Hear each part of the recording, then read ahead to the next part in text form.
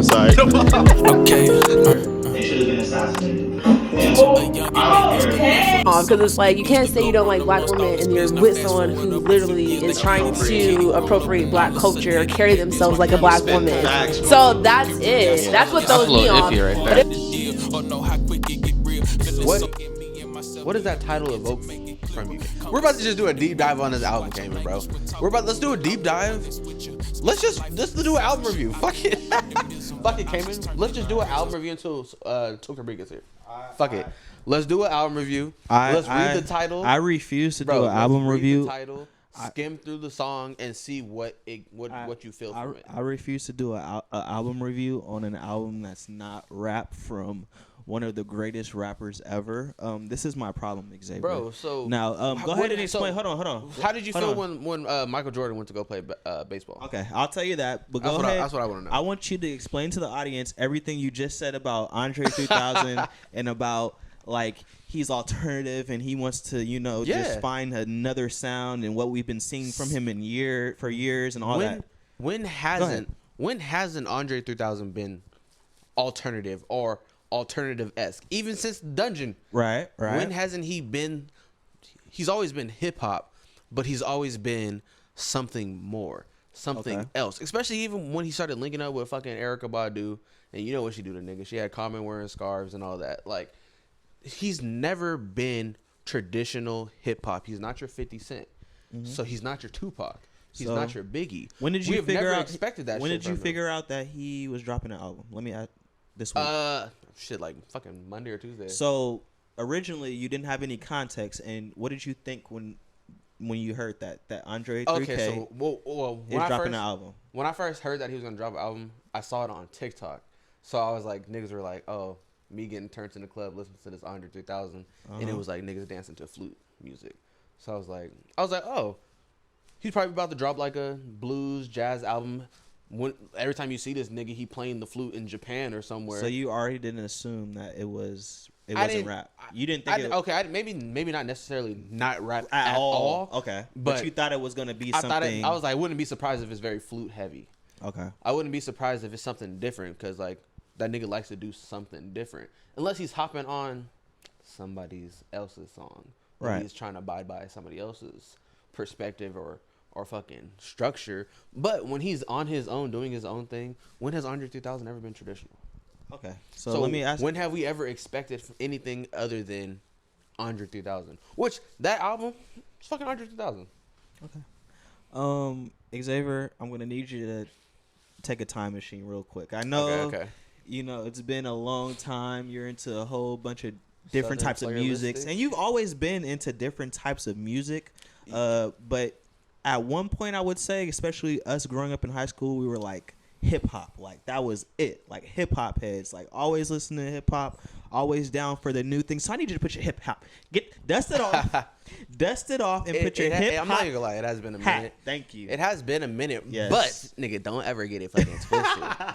Always been a hip hop head. Okay. But I've in my entire life have always listened to everything else. So even in those points in high school when I'm listening to nothing but hip hop, I'm still listening to fucking house music and fucking blue chocolate and fucking see. Okay. I'm already a little tapped into the alternative space. Okay. So I can see why I was a little bit more inclined to be like interested in what this album was about. Okay. Let's have this hip hop discussion though.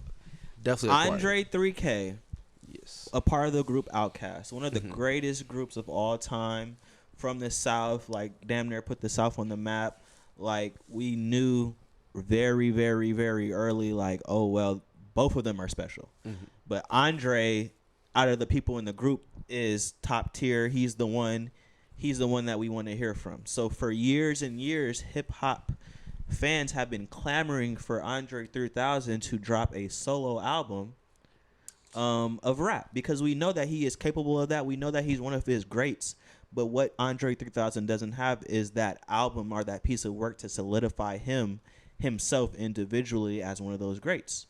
We know that when he comes on a feature, like he was on Kanye's Life of the Party last year, that was probably the verse of the year. Like he was on Killer Mike's album earlier this year. that was one of the verses of the year. Like every time we hear from him in that capacity, like you were saying, he has different avenues. But when he's in that capacity as far as features, Andre 3000 is always killing it. Yeah. So we've always wanted to hear that solo album from him.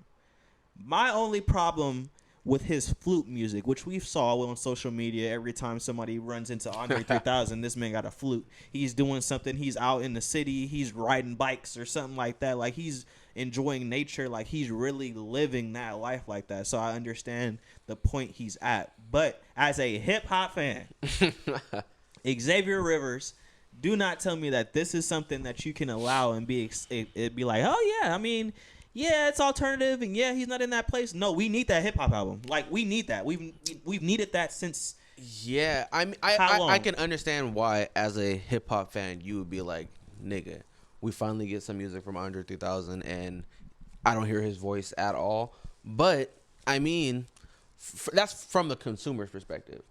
We also got to look at shit from this nigga's perspective. Like, he already in his mind, that nigga's cemented. He can drop an album like this, and his title is not going to be tarnished unless he's talking to a nigga like you. But like, he is an artist in that. Like, this just proves he's an artist in 100% of the word.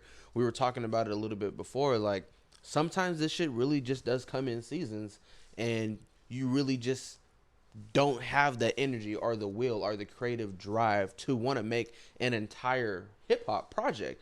And like jumping on a nigga's verse or jumping on a verse on a nigga song, doing a feature is completely different than doing an entire project. Yeah, being in a lab and having to create a concept. Especially when you're the type of nigga that wants to implement like a message and a theme into your music. You're not like these other niggas who just dropping music because you know it's gonna sell. Microwave music. Yeah, just that quick shit, that Oberbell and Papa. Like that quick shit, like just get it while it's hot. Like Andre 3000, he's like, if I'm gonna do something, I'm gonna put my all into it. And I'm going to do it because this is what I'm being compelled to do. Right. And that nigga was compelled to be a flutist. But, and that's what I'm saying, like, from a purely fan and a purely, like, just a creative perspective, you're not going to listen to that album because you're expecting it to be the best flute you've ever heard in your fucking life. We know this nigga's not a professional flutist. Like, he be walking around with his flute, playing his flute. I'm sure he's been practicing for a few years playing his flute. That nigga is not a professional like that. So obviously you're not going to that album expecting it to be top tier flute music or whatever the fuck you call it. Right. But you're going to that because you want to see an artist tap into another fucking sense of art.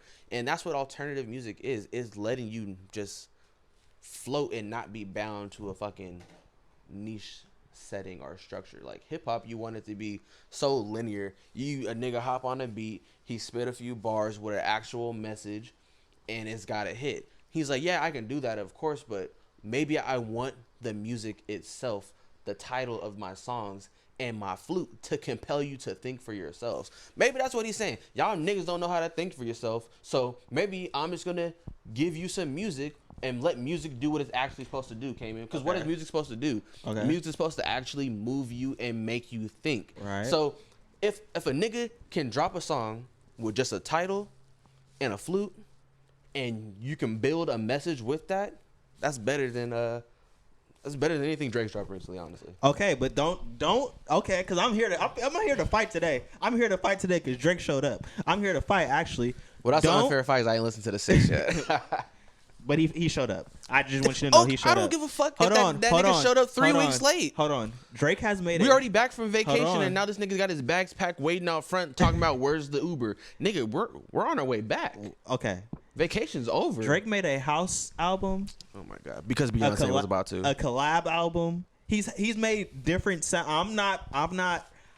But he... He's made different sounding music, and you just credited Andre 3K for making different sounding music, and Drake has just dropped 4 or 5 projects in the last year or two. And which of those did you like? Which of those were good? Her Loss was okay. Her Loss was okay. Her Loss was okay. Don't do that. I'm here to fight. I'm here to fight. Drake showed up. Notice how you didn't say the house one. So I don't know why you even brought that one up, Cayman. Like, you just fucking discredited Andre 3000 for doing some alternative shit. Bro, But then I'm saying Drake has did the same thing. And you didn't like it. So why are we even talking about it? Okay, and I don't like that Andre 3K and shit. regardless, you just named 4 albums and said one was good.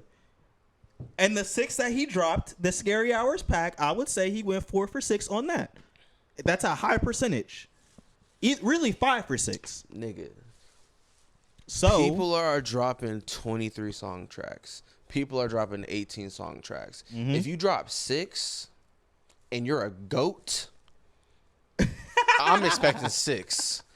Why the fuck you dropping 6 and I'm like, I'm looking for a solid 4? it was 5 out of 6. It Nigga, was okay. Now the number's going up. I said really going 5 up because one less song and that's 3 for 6. Nigga, that's terrible. That's an F. That's an F. And you dropping 6 You songs. don't go to any project today and like every track on there. This But is not then the don't- 90s no more. This is not 2000s no more. I'm just saying. This is not. Okay, so now we're just letting. Okay, then now that's why Andre 3000 doesn't want to be a hip hop, because you just letting these hip hop niggas get away with being mid, with being trash, with being fucking performative. He said, I don't want to be one of these whack ass niggas that y'all just let off the hook because the beat was good enough. If the beat's just gonna be good enough, I'm just gonna give y'all a beat. Okay. If that's all y'all really want, I'm just gonna give you the beat. What the fuck I gotta say? Y'all ain't listen to what people are saying in the first place, obviously, nigga. So why am I about to come out here and try my fucking best to give you a 16 that half y'all niggas aren't even gonna understand? That is I'm gonna true. play my doodly-doo, doodly-doo, and figure it out for yourself. That is true because in the state that hip hop is in, I have to agree with you there. In the state that hip hop is in, like they don't even want to hear the real like, okay, I'm really in the lab and I'm thinking of this 16 and I want to make sure this 16 is the best 16 bars that you ever heard. So I've literally cooked this up in my kitchen from fucking word to word, and they don't even care about what I'm saying because it's boring or I have to think too much or I have to. So I can understand that, but as a hip hop goat and somebody who has to carry the mantle just because you are great and that level of responsibility and culpability is placed on you. I know Andre 3K is older in the game and he's already really did a lot of things in the solo album should have came before, but since we never got that, you still have that glimmer of hope. Like I still have a glimmer of hope for a black hippie album that I'm never gonna get. Mm-mm. So like, it's Kendrick in his Jill Scott era. You ain't getting that shit. Yeah, he definitely ain't. They're definitely not. But I mean, it sucks. It's just the state that hip hop is in, and where do you see hip hop going and evolving now? I can tell you, I see hip hop going and evolving in the direction that's about to have you looking like an old head ass nigga, just walking around listening to 2000s Lil Wayne and fucking 50 Cent and OG Kanye, because hip hop is going in the direction of alternative. Cayman, everybody's about to sound like Don Toliver and Tizo Touchdown. The what niggas happened you to don't the bars like. though? I don't say I don't like them. Those people have bars though. They have bars in the music, but it's not. But I'm saying it's not in the traditional sense of these niggas aren't just gonna rap a straight 16. It's gonna be embedded in some oohs and ahs. But that message is there still. But it's in that alternative space in the sense of like how the message is portrayed and the fucking beats as well. Like the production is a little different, but that is gonna be the progression. Like. Everything's gonna be house music eventually. Everything's gonna be house music eventually. It's just gonna be fucking, especially if we're just getting more and more technological. Everything's about to be fucking that episode of SpongeBob. Boop, beep, boop, boop, boop, boop. Everything's about to be that. Niggas is using AI and everything for songs anyway. So he's like, let me take it back. Some rappers are saying they're AIing their verses now. Like I believe it. These niggas. You know what? We let these niggas get away with too much. That is we true. let them get away with not writing their own music. Okay, if you don't even got to write your own music. Well, music's a collaboration, so I understand that part. But I get what you're saying where we let them get away with too much. We let them get away with poor quality. Okay, a collaboration is different than, hey, nigga, can Kanye always is a collaborator. That man don't write his raps like that. But I mean like he'll do doing like a little Yachty. better. I mean like doing like a little Yachty. What you mean? Just writing an entire song and just giving it to a nigga and say, hey, go crazy. Like ghostwriters. Ghostwriting and shit. We let niggas get away with that shit for too long. Yeah. So what are you gonna start expecting? Like, what else can I get away with? Oh, y'all like mumble rap? okay, so let me see how less I have to do. Yeah, how less and less you can do, how less you can do and much you can gain. Right, like Tekashi 6ix9ine, we used to be like, man, I make songs, and all his songs is just like, he was like, I do that in like 15 minutes, and like, it takes no effort for them to do what they want to do now. It's just no effort, and they get away with just calling it raw. But also on the flip side, and they're getting older, but Drake, J. Cole, and Kendrick are still, I feel like, the 3 niggas on top when it comes to hip hop. So those are still all 3 niggas that can rap, that still have bars, that still can get a boom bap beat and really tear that shit up. So even though hip hop is going in a certain space, I don't feel like, I still think we still have we'll still have those kind of people, the lyricists there always. So hopefully some more lyricists just start doing their shit, bro. Like lyricists will always be there. That's the culture. That's what hip hop is. But it's not popular now because it's not what makes money.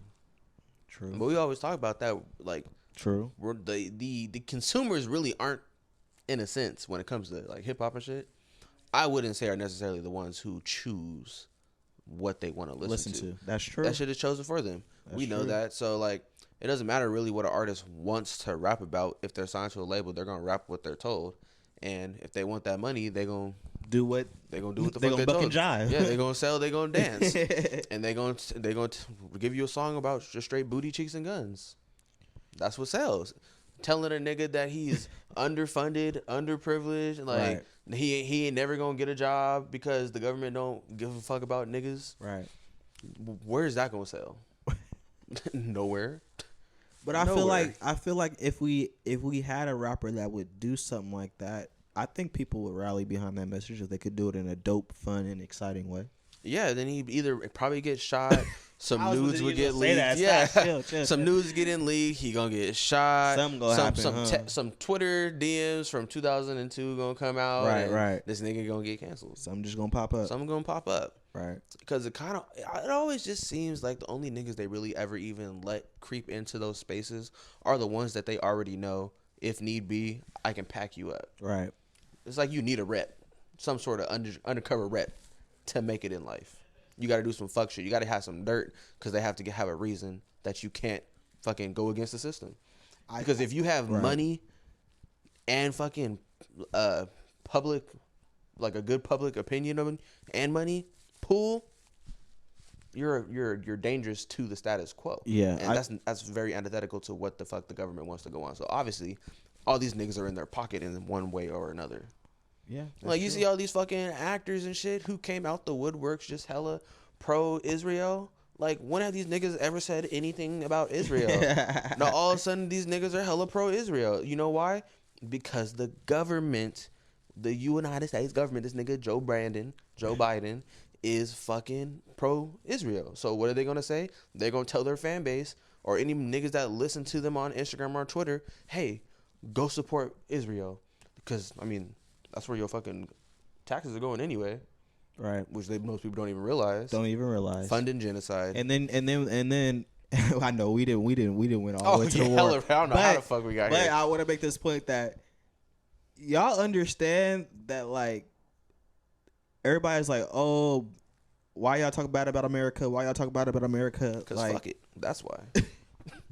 But this is like, we've seen like all the things that America does to not only their own people, but like foreign affairs too.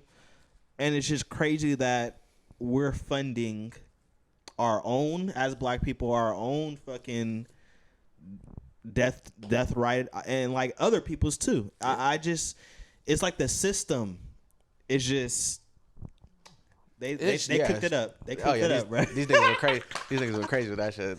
They was cooking in that lab. Yo, the real secret recipe.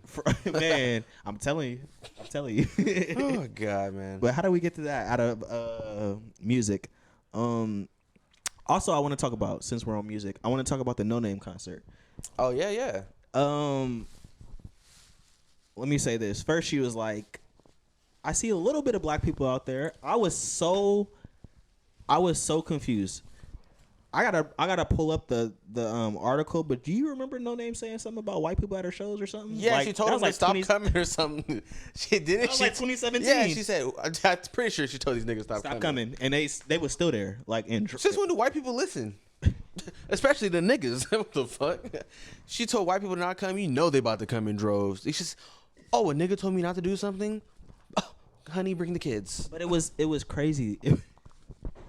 It was crazy to see the amount of white people still there. And I don't have a problem with white people going to rap shows. I mean, you guys are the only ones probably giving these rappers revenues to actually tour, because I don't think black people go to concerts in big amounts of numbers anyway. And I think that was No Name's original problem, not just saying white people don't come to my shows, but just kind of explaining like the people that we rap about, like the communities that we rap about, and we talk about these experiences and all of this, those are not the ones that are actually hearing and being able to see their favorite artists and things of that nature. So it's kind of like we're just this big profit. Like the rap game is this big profit, and this is what you're talking about when we're talking about corporations and the government and who's aligned with who and things of that nature. It's like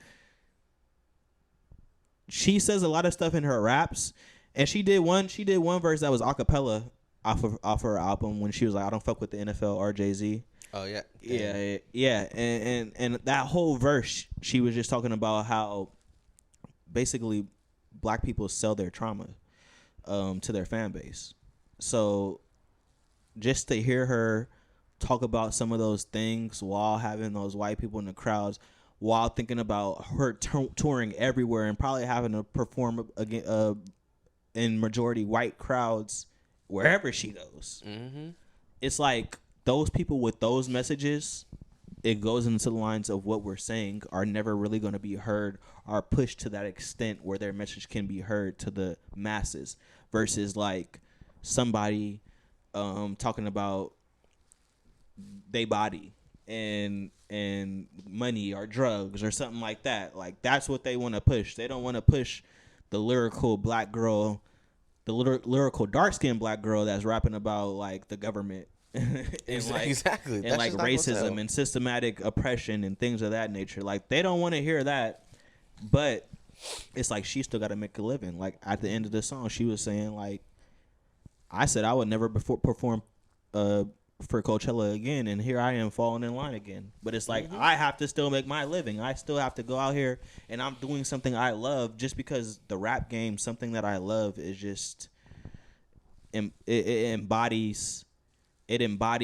American culture, doesn't mean that I still can't do that. So it's like still getting the music and the passion and the love out of something that has been overtaken by the system, and it's just crazy to see, bruh. I mean, yeah, I wasn't even thinking like how many white people were probably about to be at that concert. Bruh, I'm saying it's like you didn't. I expected it, but then I didn't expect it for somebody to say that and to get. She has gotten a lot of backlash from that comment from when she said that. So it was like, just to see that is like, ain't nobody care. Don't nobody care. But it's like just the same thing. Like how many white people were at that West Side Boogie concert? Like, right. I would have never, like, that's not who I thought was about to be there at all. Right. And we pull up and I'm like, bro, what crowd is this? Like, do white people really just be going to whatever concert, or like, these niggas really be listening to West Side Boogie? But I mean, like, what do we expect? Like, who honestly, like, absorbs or watches or reads the most about black trauma or the black experience? Like fucking white people. Who's the first nigga to buy a ticket to fucking 12 Years a Slave? It's probably a nigga named Hank. But it's crazy because it's like, when we listen to some of the records, like, even though like I didn't grow up in I wasn't no thug shit or nothing growing up or nothing like that, but I can hear some songs or hear some certain experiences or certain things that a rapper can say, and I can relate to it just because like we come from the same community in sorts. Like I don't have to be like in the hood to understand like eating a certain thing or like how your mama talked to you, or like, so we have a commonality with people in our community. So that's what like brings us together, and that's why I fucking love rap, because of that. Like I love hearing those bars and listening to all those commonalities I can find with the rapper. I don't understand how somebody not from that community can then understand the same thing. It kind of feels like white people go to those type of concerts, or they're gonna listen to an artist like a No Name, so they can kind of like, not to learn, but like get a sense of what it is to like live the black experience. Right. But then it's like now we have people who don't understand that experience encroaching upon that like fucking artist with their own perspectives and lifestyles that like don't even go or match with what she's talking about. So now she's preaching to a choir who, it's like giving resources to people who don't even need it.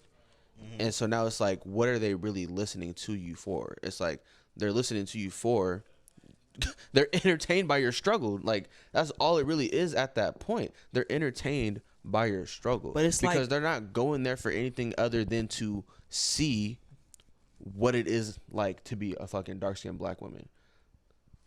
Because if she is giving that song to the black community, that is something for them to engage with their own perspective, their own lived experiences. How is what No Name saying equivalent to my own experiences? What can I learn from that? She has a song called Take Me on a Trip to the Beauty Supply. Exactly. So now what is a white person gaining from that song? Right. They are gaining insight into the black experience. Okay. Which is nothing but what all media damn near is. All movies are giving us like some insight to the black experience. But now it's just like, I'd rather them get that, if we're going to be straight up, I'd rather them, if they're going to even use it in that sense, get that sort of insight from a No Name versus getting that insight from like a, not to be that nigga, but like a 21 Savage or like a fucking Baby Tron or something. Because now they're getting such a linear perspective, such a stereotypical perspective of what's been pushed on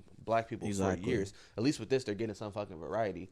But at the end of the day, they're just going to you to be entertained.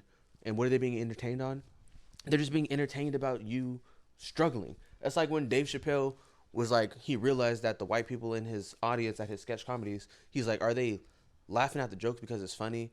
Or are they really just laughing at me for living that experience? Right. Because they don't relate to that in any sense. So it's like, I can understand why she's like, bro, I really want white people to stop coming to my shows like that. Or can I have more black people come to my shows at least? Because now it's like, am I preaching a message or am I just dancing? Right. Chucking and jiving. Yeah, it turns to dancing real quick when the people in your audience can't even relate to what you're talking to. Right. But then on the flip side, and I want to maybe get a broader perspective, like, we'll say somebody like Jack Harlow. Jack Harlow is... Where did that nigga go? I think he just dropped a song and he said something very slick in the song. Something about slavery.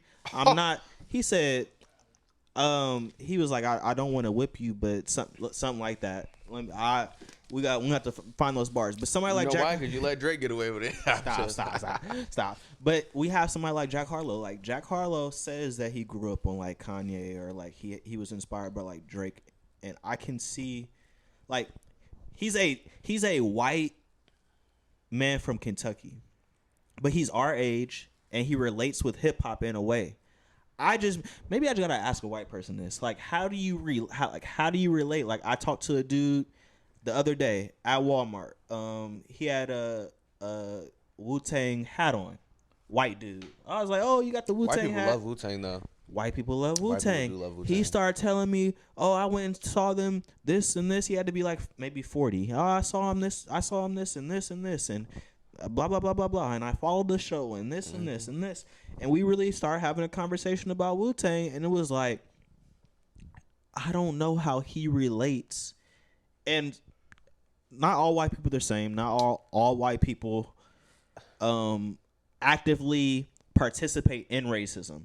They might not understand, and I think that's the majority of people really don't understand how brainwashed they are with American news and everything of racism, and how they can be racist and how they allow racism around them. But it's just like, how do y'all relate to some of the things that they say when I know that wasn't your experience? Or maybe it was. I mean, not to sound like a Dr. Umar ass nigga, or like I'm not a social psychologist. Right. I changed my major. I did not go to school for that shit. But like, just thinking on it, I would say, what if really like white people listening to like hardcore rap or just listening to rap in general is just like how they express like their fucking rebellious stage now. Like I'm gonna go listen to the shit I know my parents don't want me to listen to. You getting deep. Like they know like what we grew up on listening, what my family listened to. I want to listen to the very opposite of that. I'm gonna go listen to some fucking black people rap about a life that I know I've never lived because I want to go and put something in front of my family to get some type of fucking emotion from them. Not to say that they lack emotion in their relationships, right. but maybe just like trying to just express something. Because I feel like with white people, regardless how, like, you can look at a white person and they can really kind of just do whatever the fuck they want to do. Like, they can wear whatever the fuck they want. They can look however the fuck they want. I kind of still feel like white people are very, like, structured in a sense. Mm-hmm. And going against the grain is something I feel like all white people just really just want to do. They just want to go do something that's just opposite just cause. And like, I don't know, that could just be a tangent. I just feel like white people just like to be rebellious. They just like to do shit.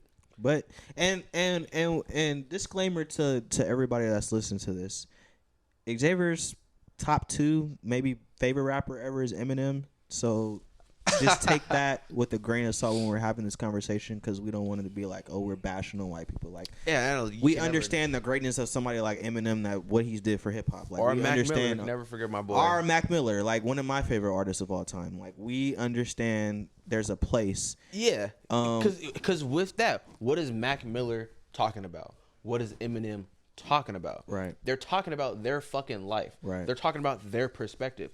I'll never know what it's like to be a white nigga with an abusive family living in a trailer park. True. But by Eminem telling me about his life, going through that, I'm like, how can I relate to just somebody who feels lost, who feels like the entire world is against them?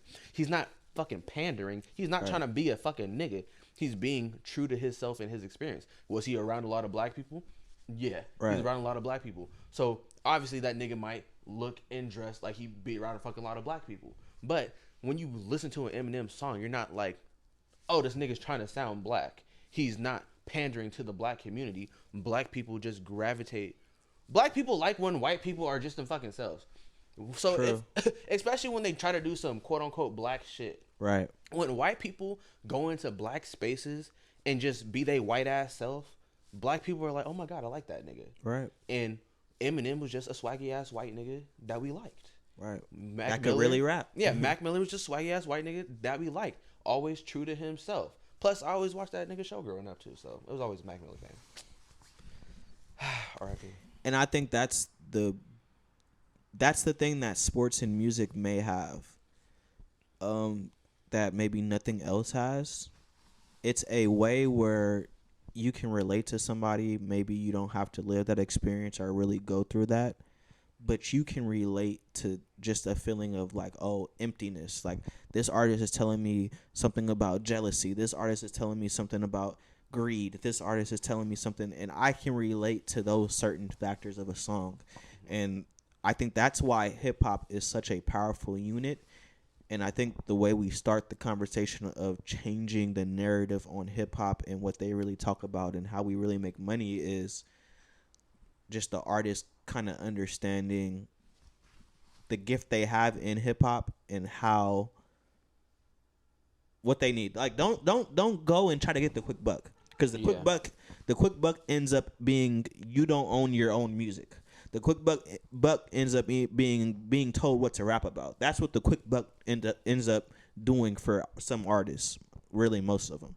So it's important that we start doing, like, shout out to La Russell and shout out to Meek Mill and Rick Ross.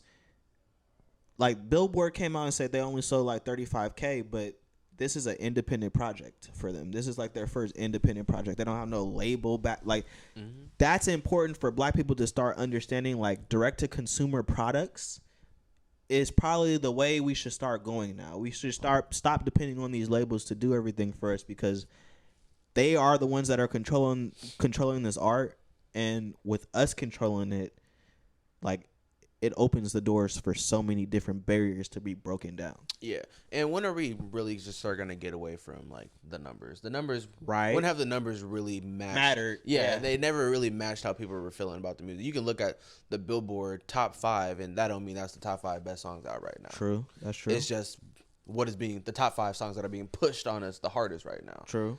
And it's all fucking marketing. Yeah, And it's all the same but shit. just like Grammys, everybody.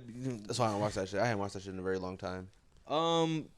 So the Grammy nominations are out though. Bro, wasn't there just a Grammys? Oh my god, how many? Do we have like 27 awards a year? Bro, there's one Grammys each year in like mid-April or something like that. Bro, it ain't April. Yeah, but they name who is nominated for what in November of the year before. Oh my gosh. Do you want to know who was nominated for best hip hop album and all that stuff? Oh, of course. Let's see. Wait, before we get into that, what happened Right. to Double XL? Do niggas not do ciphers no more? I just don't think it's either it's not popular or niggas just can't rap no more. Yeah, Like, I I think both. they're doing it because I always see like the freshman list and I Yeah, I always was like, like, I haven't who seen are the these? freshman list. I always like, who are these niggas? Oh, And then yeah. do you ever see those? Because And, I like, think that was the last time I saw it. I was but like, I don't ever like, see who- no freestyles who that is go with them too. Yeah, it used to be like a whole thing. Niggas don't care no more. Right. Miley Cyrus got nominated for something. This is Record of the Year. Worship by John Batiste. I don't know who that is. Sorry, I don't care. Not Strong Enough by Boy Genius. Flowers by Miley Cyrus. What Was I Made For by Billie Eilish. On My Mama by Victoria Monet. Anti-Hero by Taylor Swift. Kill Bill by SZA. Well, I guess I'm gonna have to go with SZA, Kill Bill. Right?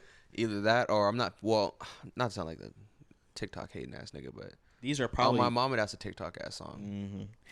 album of the year. I mean, I'm not really about to go through all these, but Taylor Swift is nominated. She's probably gonna win, and SOS by SZA is nominated for album of the year. So that's big for SZA. Shout out to SZA. Guess I'm going with SZA then. She keeping the lights on over there at Yeah, TVE. she keeping said somebody gotta do his shit. She keeping them lights. I mean, on. but what was that? That she was being nominated for album of the year. Yeah, Song of the Year. She's Song also of the Year? nominated for Kill Bill. Is nominated for Song of the Year. She's about to clean up probably. Is this for a certain category? Is this art like? This is just everything. This is just Yeah. Interesting. Best New Artist, Ice Spice, Jelly Roll, Coco Jones, Noah Kahan, Victoria Monet. Coco Jones been out for 20 years. She just started like dropping music Oh like my that again. I do like Jelly Roll. Yeah, shout out to Ice Spice though. She got the nomination. I mean, yeah. Shout out Fred again. Shout out Ice Spice. Shout out Victoria Monet. Is it? It looks like Hit Boy and Metro Boomin are nominated for I guess I'm going with Ice producers Spice for of the year. Artist of the Year then. I don't know if she'll win a Grammy, but Bro, who are these? What is this This is Grammy list? I'm telling you, bro. I'm telling you. I'm trying to get to the This hit. shit look boring Oh, as see, look, fuck. Field one. I don't care about the pop. Even though I think Beyonce and like the SZA damn near is pop too, so they might be. This nigga skipped the rock too. Yeah, I'm gonna skip the rock, but I'm gonna go to R&B. You know, best R&B's performance. If I can get back to it, I saw a woman beater on there. Chris Brown. You know he's not winning. Yeah, you know that nigga's not winning. Back to Love, Robert Yeah, Glasper. never escaping that shit. Featuring Sir and Alex Isley. I love Robert Glasper. I love Sir. I love Alex Isley. Yeah, I do love Sir. ICU, Coco Jones. How Does It Make You Feel? Victoria Monet and Kill Bill again. SZA. Wow, SZA all up on this shit. Yeah. Best Traditional R&B Performance. Simple Babyface featuring Coco Jones. Lucky Kenyon Dixon. Hollywood, Victoria Monet featuring Earth, Wind and Fire. Good Morning, PJ Morton featuring Susan Carroll, and Love Language. I do like SZA. some PJ Morton. Yeah, PJ Morton But is shit, awesome. I guess I'm going with SZA Love Language. SZA cleaning this shit up right now. For real. Best R&B song, Angel, Holly Berry, Back to Love, Daryl Andrew, ICU, Coco Jones. I'm probably not even saying people's names. Oh, that's Robert Glasper, sir. Snooze, SZA. It's like they couldn't.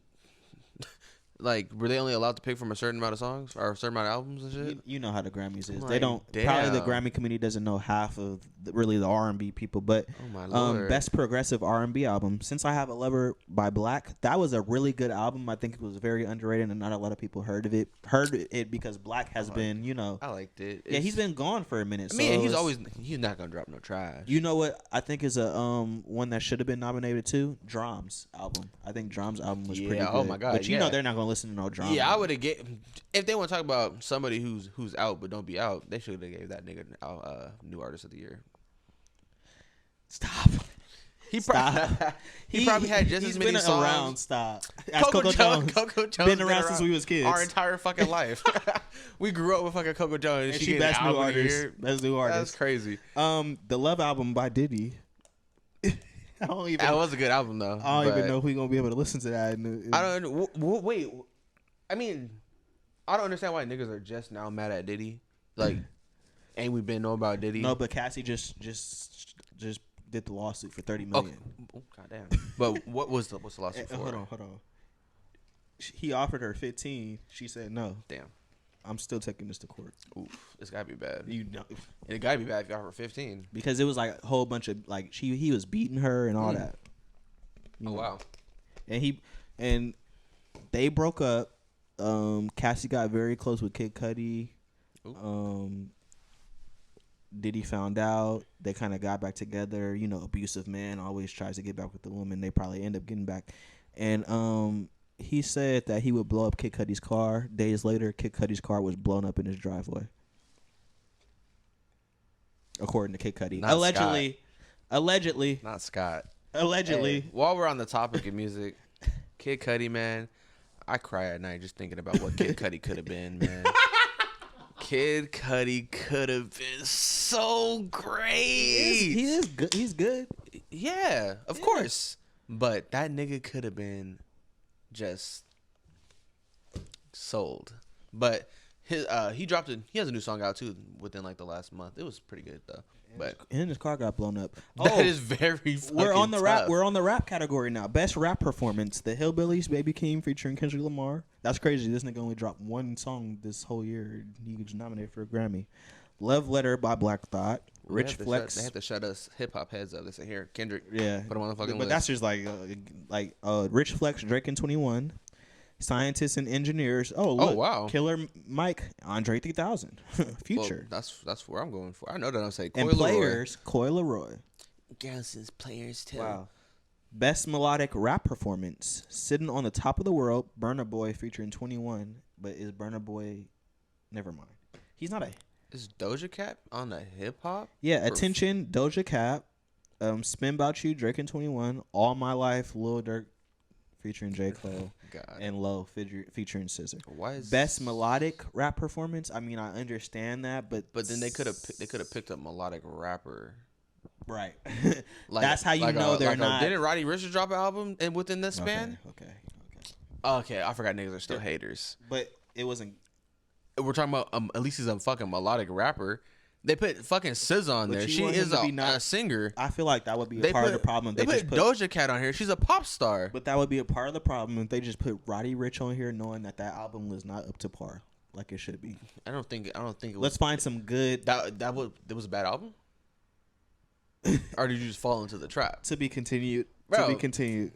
I already told you how I felt about that. Roddy just missed the cut. He dropped too soon. He dropped too late into the hate. And he did exactly what happened to Jack Harlow. Wasn't bad. It was a good album. It was a good album, but he already fell into the hate. Like Jack Harlow, his album wasn't bad, but niggas were already hating so much. It didn't matter what he put out. Niggas was still gonna hate. Right. Roddy Ricch, you waited too long, brother. I'm sorry. Best rap song: Attention, Doja Cat again. Why is she on here? Barbie World, Nicki Minaj and Ice Spice. Just Wanna Rock. Lil Uzi Vert. That nigga said 3 words. That's the best rap song. Just Wanna Rock. He didn't say nothing. You know why? What did he say? I just want body yada yada. Don't stop. It's a TikTok ass song. There's Rich like Flex 6 TikTok songs on here. And Scientists and Engineers are best rap song. I guess I'm going Scientists and Engineers. And best rap album: Her Loss. Don't show fucking Fox this list. Michael, Heroes and Villain, Kings Disease, and Utopia. I don't even know what would. That has to go to Drake and 21. That has to go to Drake and 21. I'm giving it to Killer Mike, but. But you know Heroes he's not and winning. Villains. You know he's not How winning. old is this list? What do you mean? That It's shit from came out last- like 2 years ago. That was not 2 years ago. Bro, that album came out like 2 years ago. Let's see. If when we're Heroes including heroes and villains, you know how many other fucking artists they could have included on this list instead of recycling like the same niggas and putting fucking Doja Cat and SZA on the hip She's a hop list? very big artist. Who? Doja I don't Cat. give a fuck what she is. She's not a rapper. This dropped December 2nd, 2022. So it's almost been a full year. I feel like that's been out for a long Yeah, time. but it's been a while. But it makes sense because Takeoff died October, Halloween. Wait, what is this nominated for? Best rap album. How is this nominated for best rap album and it didn't make a nomination on nothing else? How you best rap album and didn't even have He got nominated for producer of the You year. didn't get nominated for song of the year. But you the best rap album, but you didn't get nominated on nothing else? That don't even make sense. That don't even make sense. If that's the best rap album, he should damn near have a nomination in every category for that fucking section. Yeah, that's pretty much it for Niggas our just be saying shit. They really just be putting. So Xavier, That's that Blue Ivy? no, I'm Jay kidding. Ivy. How do we fix the Grammys, Xavier? Nigga, stop watching. Stop that. watching it. That shit was terrible. We honestly, you know what we should did our own. Like that shit was terrible. We should do We've one for the listened end to of the enough. year. Yeah, we'll we've do one for the listened end to of the enough year. music. We can put out a Blam Grammy. Right. And just be like these because my album of the year is still fucking Mick Jenkins. Right. And Of course, that's not he ain't gonna make nominated. that list. I'm surprised Killer Mike made that fucking list. Right. For like 3 times actually. They- See, nominated for album of the year, Right. and he was nominated for like two song other and- shits. Yeah. That shit don't make sense. Yeah. And then you know he ain't gonna get that shit. I would be very surprised if he got that shit. And the only reason he might get that shit is because they know he's not actually gonna do nothing he says on that album. I like Killer Mike. I love Killer Mike. He was with the Dungeon Family. He was rocking with fucking Outkast back in the day. Right. And I fucking Run the Jewels, my boy LP. Right. I always likes me some Killer Mike. Mike. But in his songs, that nigga will damn near tell you to stand on top of a cop car with your black power fist, fuck these pigs. But when black people are peacefully protesting in the streets of Atlanta, that nigga gonna come on the TV with a sweater talking about we need to stop. Go back inside. Okay, hold on. So that's what I'm saying. They ain't gonna nominate a nigga who is about that shit. I'm not about that shit in the sense of like when it comes to marches and shit, he's gonna be down for. I think They're he's not down. gonna- I just think he has especially in the city of Atlanta. Killer Mike has a lot of relationships. He has relationships with people in positions of power. And I don't know if everything was a peaceful protest at that time. But that's exactly what I'm saying. Exactly what I'm saying. I think he's really. They're for gonna the people, nominate though. a nigga who they know is still tied to. Don't forget, Killer Mike is a fucking capitalist, nigga. Huh? Killer Mike is a fucking capitalist. I think he's probably he's the less invested in the system. What do you mean? Half his bars were telling black people to put monies in banks and start the Black Bank. It's still a fucking bank, nigga. It's capitalism. He is a capitalist. So, of course, they're going to get the pro-black person putting out one of the most pro-black albums of the year. But that nigga's still very invested in the system. They know he ain't going to actually tell these niggas, hey, do a blackout. Don't buy fucking nothing for Christmas. Right. Don't take all your money out the bank and invest in like he's not gonna do that. He's gonna be a Jay-Z ass nigga. Go put your money in this Bitcoin thing in the hood. Like, so of course they're not gonna nominate Mick Jenkins because he'll tell you that shit. They're gonna nominate Killer Mike because he'll tell you that shit in the song, but in real life, it may be a little different. I don't care how many times you see that nigga with Farrakhan. It might be a little different. Well, but you don't know. I love Killer Mike and though. You don't know what decision making things Mick Jenkins would do if he was in positions of power as well. So you could just have to keep that in mind and in jest. But as far as the Grammys go, I think with us like really talking about the system and how music works and how things are starting to go, I think it's time for us to start trying to make our own shit and talk about like like Tyler had a quote, how he was saying like everybody just wants to golf down the fucking hot wings and like talk about the drama when they're talking about their albums, but how about we go back to like artists actually talking about the music and actually explaining like, hey, I spent this amount of time on this art piece, this piece of work. Let's talk about this. Let's talk about the bars. Let's talk about the concepts. Let's talk about the real music. And that's going to go in Cabria live on air. Hello? You're live on air?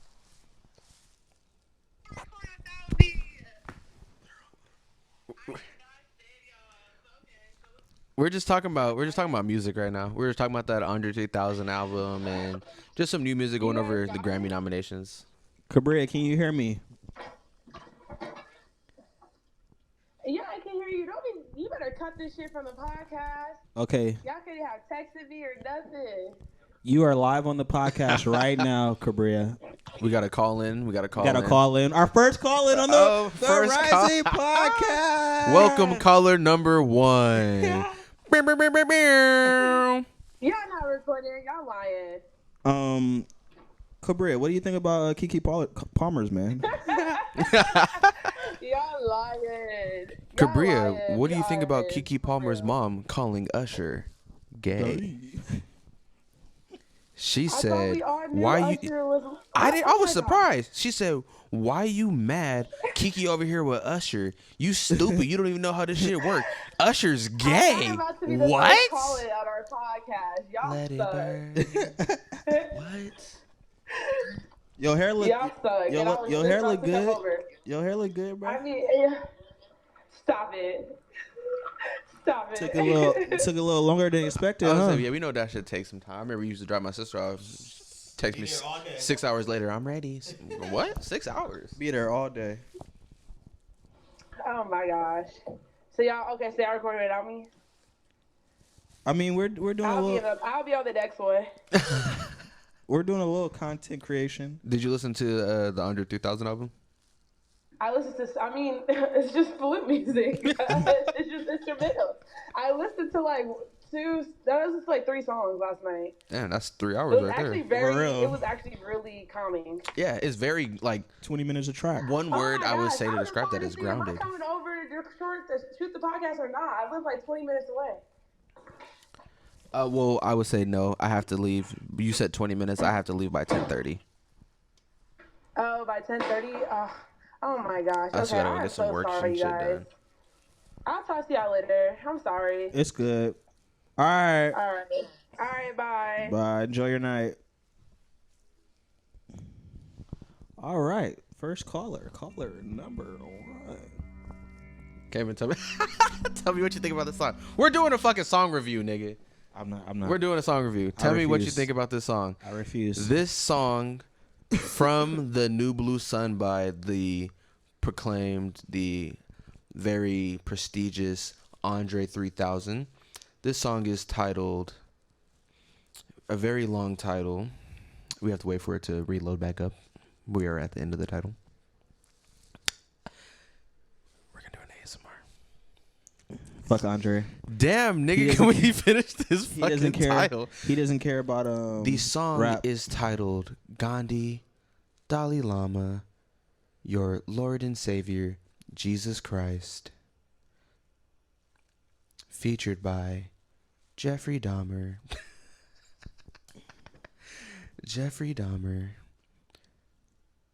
Ted Bundy, and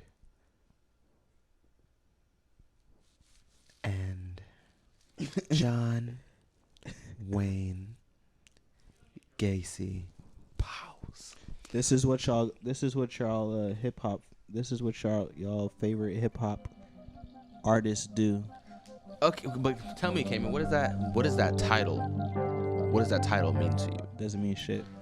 Exactly. That's what he's telling y'all niggas. Means y'all don't care. Means y'all don't care about hip hop. Okay, so I'm gonna tell you what I got from this song. Okay. What I got from the song, just from the title alone, we see that he's carrying prominent religious and social figures. He's comparing that to prominent or notorious serial killers. So what is that going to show us? Just from the very title, we are already starting to play with themes of duality.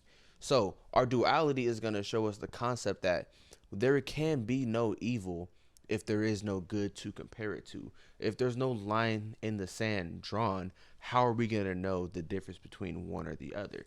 So comparing a Lord and Savior, Jesus Christ, to a Jeffrey Dahmer, who is on the complete opposite. If we're talking on a line, there are complete opposites. That gives us so much room for niggas to evolve in the middle, so much room for niggas to be in the middle. So that gives us a very idea of how wide a spectrum human life is, or human perspectives can be.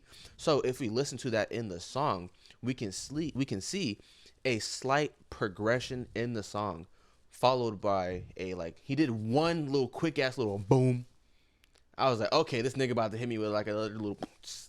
No, that nigga said boom one time. And then following that, we see this slight progression. From that, what I took was how one instance can really completely unravel or change our entire perspective, our entire life. You can just be walking down the street. Next thing you know, you see a nigga get hit by a car. That instance can completely change the way you see and interact with your life. Life can seem a lot more short to you. You might want to start prioritizing family versus work because you're able to see how somebody else's life was taken in such an instance. So it makes us want to start grasping on things tighter. So, and with that, the song is like fucking 10 minutes. So he gives you time to resonate with the title. Replaying the title in your head. Why would this nigga say Gandhi and Jeffrey Dahmer? Why would this nigga say fucking Ted Bundy and Jesus Christ? That shit doesn't even make sense. It's like when Kendrick said, the next time you ask why I'm talking about money, clothes, hoes, and drugs all in the same sentence, is because I felt it and you meant it, or something like that shit. It's like things that don't necessarily go together in a sense of we are all recognizing these are parts of our life that we could be affected by in an instance. Okay, so let me ask you, that was a beautiful breakdown. You don't think he could have rapped that? But that's what I'm saying. You can lead a horse to water, but you can't make that nigga drink. So that's what I was trying to say earlier in the podcast. I feel like he is taking a different perspective. Like, what if this is what the direction that music becomes? Because we turn on a song because we want to hear an artist's perspective. We read a book because we want to be told information. So what if we are just led into the direction of the information and are left to process that and come up with our own ideas? If he gives us something as simple as a title, something as simple as the slang word pussy flows better than vagina, the fuck does that mean? Give your ass 11 minutes and a grounding ass nature documentary ass beat to think about it. It's like, wow, it's really just challenging people to fucking think, which I feel like he's like, hip hop nowadays is not challenging niggas to think. Hip hop nowadays is giving you something where you can go and do something completely random, having that music in the background, and are doing completely fine. Because you're not listening to that song to gain any information. You're listening to that song just for background music. So he's like, if I'm going to give you background music, I'm going to leave you with your fucking thoughts, nigga. Ponder on this shit. Get niggas to really think. That's what niggas don't do. Niggas don't want to think no more. What did 21 Savage? What did 21 Savage say? Niggas don't want to fight no more. I beat a nigga ass. Niggas don't want to fight no more. Niggas don't want to think. That's what I got from the album. And so I respect it in that sense. Challenge niggas to think. Challenge niggas to think. And on that note, crop that. I'm posting it on my TikTok. I'll send you that. And on that note, yeah, I think that's everything. Shout out to 40. E40 just dropped a new album, and he dropped a cookbook with Snoop Dogg. See, there you go. You wanted a 70-year-old nigga dropping a hip hop album. There you go. Yeah, E40. He's only did his 40. This is like his 35th album of all time. Like that nigga is on a high clip.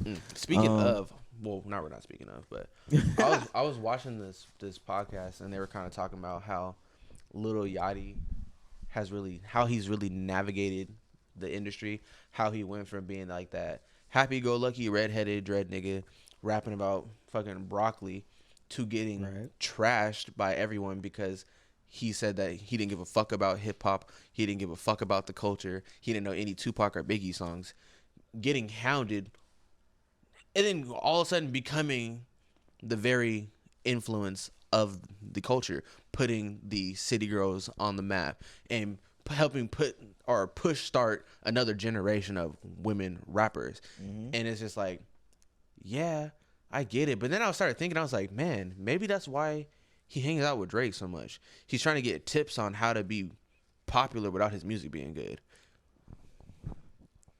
You don't think his last alternative album was good? Cayman, stop talking to me about alternative music when you don't give a fuck about alternative music.